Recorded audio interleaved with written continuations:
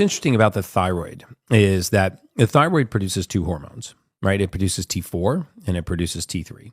I'm oversimplifying a little bit, but it produces thyroid hormone T4 and thyroid hormone T3. The interesting thing is when thyroid hormone T3 is low, we call this hypothyroid, and we medicate the thyroid. Synthroid, levothyroxine, what's called NDTs, natural dissected thyroids, Armour thyroid, all of these different medications that we use. But the truth is that the little known fact about the thyroid is that it only produces 20% of the T3 in your blood. So if T3 is low, which is how the majority of thyroid diagnoses are made, there's an 80% chance that it's not the thyroid.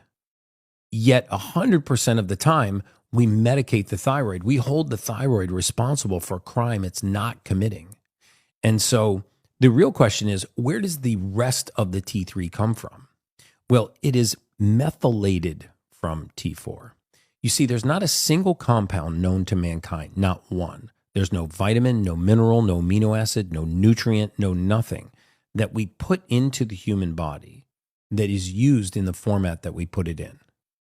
Everything, without exception, goes through a process of being converted into the usable form. It's just like we pull crude oil out of the ground, right? But you cannot put crude oil into your gas tank because the car doesn't understand that fuel source. Crude oil has to be refined to gasoline. Now the car understands the fuel source. This is no different in human beings. We put nutrients into the human body. The human body converts them into the form it can use. And if it can't make that conversion, you have a deficiency. So for example, if you cannot convert folic acid into the form the body can use, methylfolate, then you have a deficiency in methylfolate. Well, what are some of the things that methylfolate does? Well, some of the things that methylfolate does is that it methylates thyroid hormone T4 into thyroid hormone T3. I would bet my entire career that you have a gene mutation called MTHFR. MTHFR. In English, we call it the motherfucker gene, but that's not what it stands for.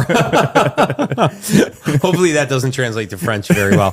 But it stands for methylene tetrahydrofolate reductase. It's essentially the gene that codes for converting folic acid into methylfolate. That might not sound like a big deal until you realize that folic acid is the most prevalent nutrient in the human body, in the human diet. And folic acid, by the way, is an entirely man-made chemical. Folic acid does not occur anywhere naturally in nature. You cannot find folic acid anywhere on the surface of the earth. We make it in a laboratory. You can find folate, but that's a very different compound. And if you can't make this conversion, you have a deficiency. Well, if you can't convert thyroid hormone T4 into thyroid hormone T3, which actually happens in your gut, does not happen in your thyroid, then your thyroid hormones are low. And your doctor's going to tell you you have hypothyroid.